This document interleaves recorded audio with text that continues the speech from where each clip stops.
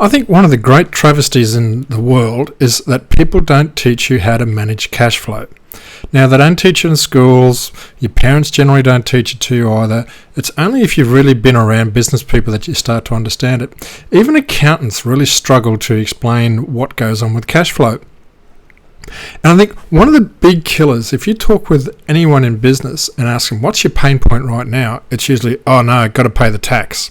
And I call this video the tax terrors for small business, because if you don't fully understand cash flow and paying your tax, you're going to struggle with just making ends meet and being viable. So today I'm going to go through a fair bit of detail on how to manage tax and how to manage your cash flow so that you survive and prosper and grow the business that you're wanting to do. It's especially aimed at people who are starting a business or in the first 5 years, because that's when the timing of cash flow is a big issue. People think cash flow is just about money. And it sort of is, but it's really about when money comes in and when money needs to go out. If it needs to go out and you haven't got it in, you're in for a whole lot of pain. If you've got staff and you got to pay them on Friday and you ain't got money on the Thursday, you're probably not going to have a business by the end of the weekend. So let's have a look at how to do this. Now, it's a little bit complicated, so I'm going to use some diagrams. For those of you who've been around for a while, they know that my fantastic electronic whiteboard is up here. I have, however, invested in getting some coloured pencils. Now, it's probably a little bit hard to see, so I'll make sure I put a note to myself to include it in the video so you can have a look. Now, what are we talking about in regards to a business? Let's look at it from a point of view of cash flow for the first 5 years. You've heard all the stories about, businesses don't survive past 5 years. I'm not going to go down that path right now, but I'm going to show you one of the reasons why that happens. So here's a diagram of the first year. On the top left-hand corner is a bag of money. Now, the first year is a lot of fun because all your friends and family are keen and motivated and they're happy. They'll throw you some work, maybe even give you some orders for themselves. And you've got that initial input to run through. You're also energetic. You're keen. This is your big opportunity. You've kicked that job that you hated. You told the boss to go take a holiday because you're going to have a real life and you're off and running. So we put 2 gold coins in the money bag to indicate that you've got a reasonable start to go with. Now, this line here, it's a traditional seesaw because I found that's the easiest way for me to explain it. Remember how when you'd sit on one end of the seesaw and you'd be a lot heavier than your kid sister? Yes, this is what I used to do. And your kid sister be sitting up the top there and her legs are swinging, her arms are yelling, Mum, Peter won't let me down, Peter won't let me down. It's a similar sort of concept here, except the heavy end is your outgoing. Remember we spoke about cash flow being incoming and outgoing. So what sort of outgoings have you got in your first year? All right, you've got setup costs, which is a big part. Depending on what it is that you're doing, if you're a service industry, you're probably okay. But if you're a tradie or a mechanic or a builder, you're going to have a fair bit of setup costs. You may well have buildings, equipment, vehicles. There's a fair whack. So there's a reasonable sized box that I've got in there for setup costs. The thing that people quite often forget is self.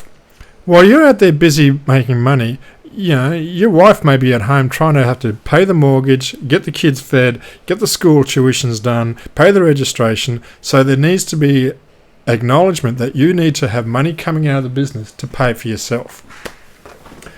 All right, we all start off with good intentions with a tax person. Now, I've spent a decade in tax, so this comes from the inside as well as the outside of someone who's run businesses, and this is not coming from a holier than thou. I have really botched my cash flow a couple of times in the first couple of years, so I'm sharing my experience here. It's not a theoretical model, so if you expect me to be perfect, you might want to switch now. All right. BAS for the first year is usually pretty easy, and the good thing about BAS, when you've got setup costs, you may actually get a credit BAS for the first 1 or 2 times, and that really helps your cash flow. So instead of paying tax, you're actually getting it back from having bought your vehicle and your machinery and getting your leases set up and all your expenses. So you may actually find that BAS is fairly small.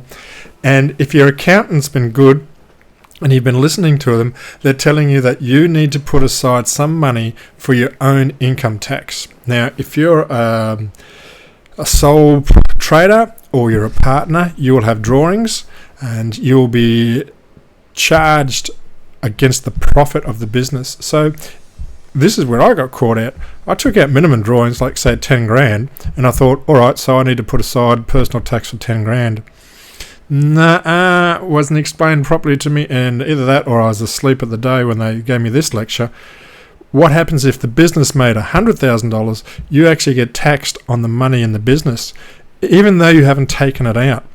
That is lesson number one that I found the hard way.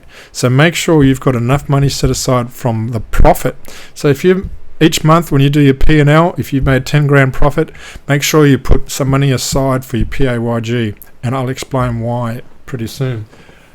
But what happens so you're saving those sort of aspects. In year one, yep, cash flow is going out the door. It's not easy.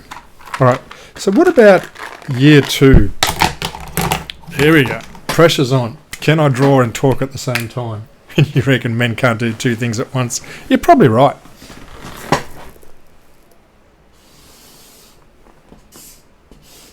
I hate to tell you, but year two is still very much cash outflow. And it's a combination of, remember, expenses and revenue.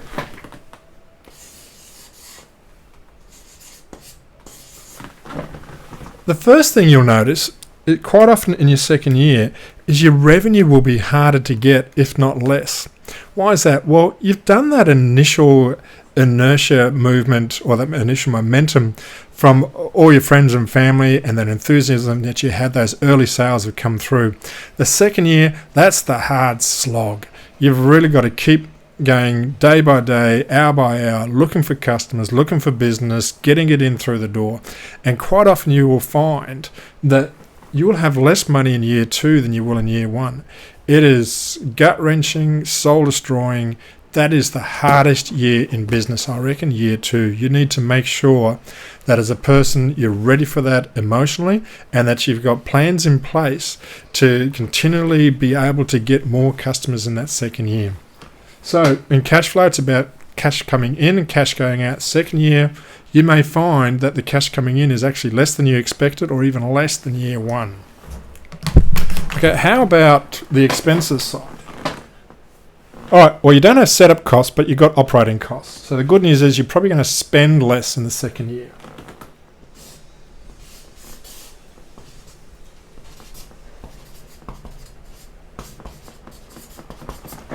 So that box is actually supposed to be small on that one, but bear with me.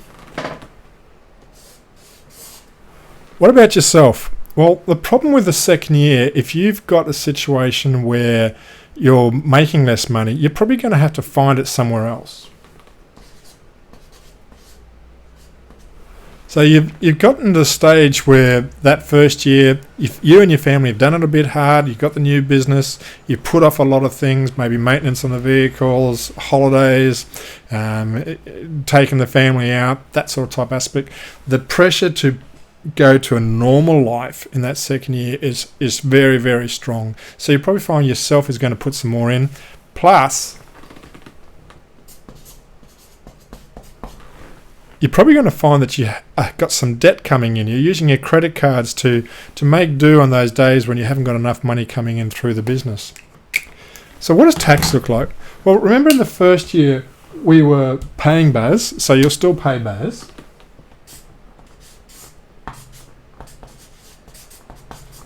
Now, they won't be credit BASs, so you'll actually be paying BAS. So BASs will be a bigger expense this year than in year one.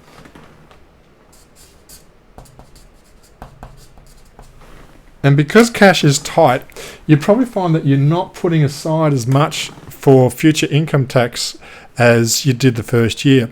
Because try as much as we want to, you'll probably find that you're using the money in the BAS and the money you set aside for PAYG just to keep the business going. We know it shouldn't happen, but reality is you've got to do what you've got to do. And like I said, this isn't a holier than thou aspect. It's all about timing. Okay, BAS isn't due till then, so I can borrow the money here, put that project in place. Hopefully I get the money from the customers. And when I do that, then I'll pay my BAS. So the second year is still pretty darn hard. Okay, here's one I prepared earlier. Or sort of prepared earlier. I haven't quite got it hung up there. Let's have a look at what things happen in year 3 and 4. Now, the big trap that people get caught on is in the first year, you don't pay your personal tax till you submit your tax return. Accountants being accountants and people being people will not put their tax return in early. They will generally wait till the very last minute. So in year 1, you won't actually put in your tax return. Let's say year 1 is 2023. You won't put your tax return in until the end of 2024-25. You can actually almost hold off 2 years before you have to put your tax in. That's a pretty big benefit if you're owing tax, but the downside is you still need to pay it eventually. So what happens in years 3 and 4? Now, the good news with years 3 and 4 is you'll see that the seesaw is starting to level out. It's no longer that huge incline. So it's at the stage, my sister's gotten heavier and she's carrying her own weight, and we're sort of, seesawing a little bit more, responsibly as a big brother. So the first thing in year 3 and 4, you'll be getting more money coming in. Year 3, you should know whether your business is going to make it or not. It may not be at that stage where it's highly profitable, but you understand the mechanics of the business, you understand the supply and demand of customers, you understand the extent of having to pay bills and managing cash flow by this stage. So you're at the stage now of knowing if that business is viable or not. And you've started to get a name for yourself. I find, surprisingly, it takes about 18 months before people start to trust you. They quite often, some people are early adopters and they're happy to support a new business. Others are, well, I'll just see if this person even hangs around this long. And after about 18 months, you start to get the referrals and you get people coming and say, yeah, I've been watching you for a while and you're still here, so I might give you a go. So that's good news for year 3, because that's when you start to get that type of work. Now, what about on the outgoing side? All right. In year 3, you find that you're going to have to start to put some money into expansion. You've been holding off on making purchases. Oh, that's technology for you. As I was saying before, so rudely interrupted, that's technology for you. You're going to find that you need to buy some gear, replace some equipment, buy some additional machinery. I call it expansion costs. Year 3 is generally when you start to have to put together some expansion. And you've also got your normal operating costs. Self and debt is still there, but what you're starting to find now is that the debt level may be coming down a little bit. As you're starting to draw a normal wage out of the business, your household pressure is starting to release a little bit. You've sent the kids out to get their own job. You've been a responsible adult. Tell them to stop using you like a hole in the wall, ATM type person. And you're starting to find that your home is starting to balance out a little bit. So that section of self and debt is getting a little bit smaller. It's still there, but it's getting smaller. All right. You're going to get bigger BASs because you're making more revenue, and you've probably got staff. Now, here's the killer. This is the most important part of the video. Your accountant, at the end of the second year, put in your tax return for your first year. You've got a tax bill. And being you and being me, you've probably spent the money aside that you had for paying that personal income tax. So you need to pay that out, and secondly, the tax office will do some number generating and say, all right, based on your figures, we expect that year 2, which is the year that you've just finished, if that makes sense, year 2 this year you just finished, as opposed to year 1, which is what you're starting to pay. They'll actually make you pay for 2 years in one. So in year 3, you're paying your first year, and then they make you pay your second year in advance. So you're paying 2 years tax in year 3. That hurts. That's what I call the tax terror. If you've been normal and you haven't saved that money, it's going to be a whole lot of pain. It's balanced off by the fact that you're making more money. So it really depends on how much money you're making and how much money you have been able to save to put that aside. So what happens in this instance, there's some tips I'm going to give you at the end of the video. So don't curl up into a fetal position under your desk saying, how am I going to manage paying 2 years tax in year 3? Year 4 is going to be much the same. You've probably got a little bit less debt. Your expansion costs are gone. You're probably all into operating costs. And you'll find that your revenue is increasing as well. So it may actually be that the seesaw is starting to tilt a little bit in your favour. But instead of paying year 1 and 2 for your PAYG, you're paying years 3, which you've just submitted, and year 4 in advance. But that is the last of the critical periods. That's the last of the year that you're going to be paying 2 years tax. After that, it gets a lot easier. Let me show you what I mean by easier, if we can put this in a drawing.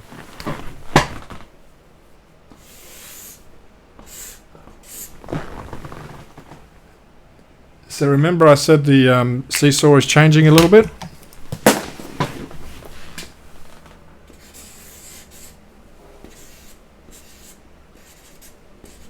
And we're going to use dollar notes now because you're getting paid bigger money. So we don't use coins anymore, it's all dollar notes.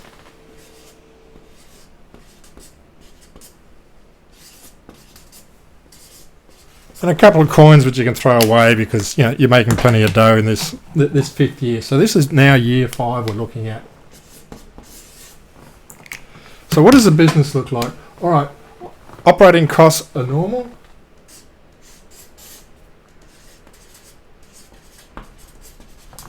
But you can see the box is smaller than the one above. Self is more normalised now because you paid off your personal debt, hopefully. And you can start thinking about buying those toys and make sure you buy a diamond ring for your wife because she's been struggling and suffering with you for those first 5 years. And what's happening in the terrible tax area?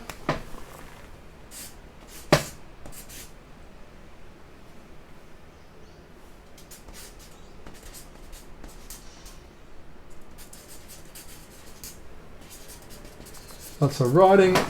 So in year 5, you're only paying in advance for the tax for year 5, and your BAS and your staff are going to be pretty well stable compared to what you had in year 3 and 4. So the benefit is you're going to get more money in, you've got less debt at home, and you've got less, you're basically focused on operating costs, so you don't need to expand much. Your tax is halved, and your BAS is normal. So year 5, if you can hang in there, that's why they say year 5 is so critical. So putting that in a nutshell, I think the critical year 2 is the challenge because from a revenue point of view, if you can get past your second year in revenue, you will find that the business will generally grow and no problem it can't be solved, you can't throw money at it. So if you've got plenty of money to throw at it, you can fix your problems, just be aware of it. So what sort of things can you do to avoid the tax terror of a small business or a new business? Okay, we spoke about everyone tells you, and you should, set aside money for your BAS and set aside money for your personal income tax. Now you understand why it's so important, because when year 3 comes, if you haven't been setting aside money for your BAS and paying that regularly, and you haven't been setting aside money for your personal tax, you're gonna bleed. All right, and like I said, I know what I'm talking about here, and you will get through it, but it is painful.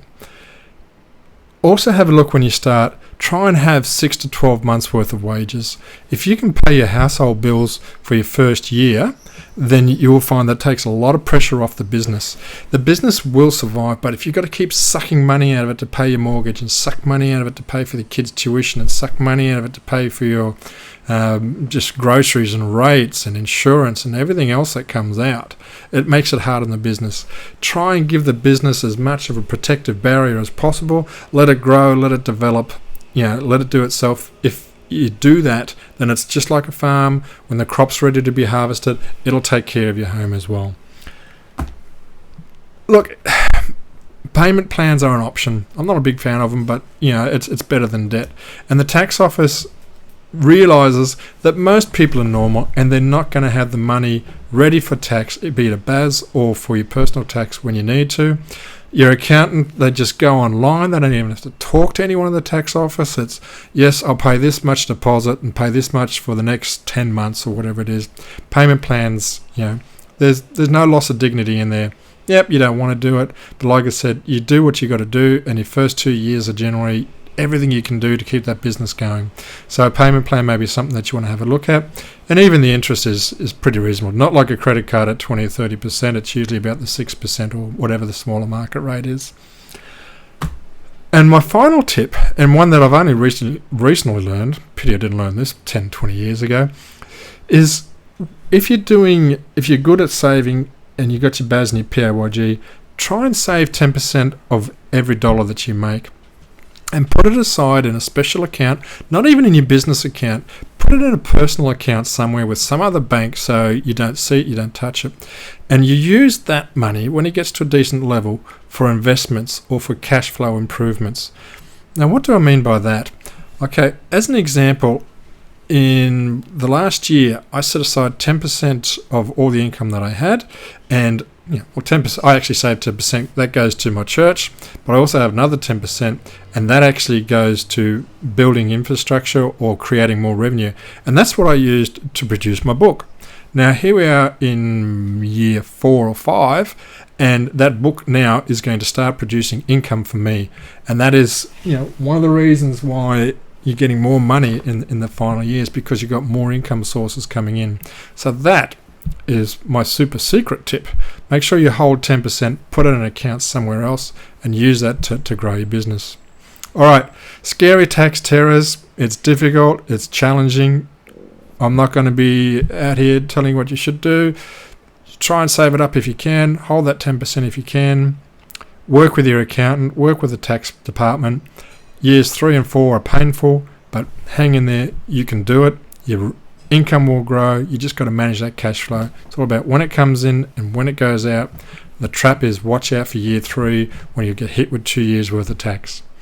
All right, I hope that wasn't too complicated, and I'll put some slides into the video.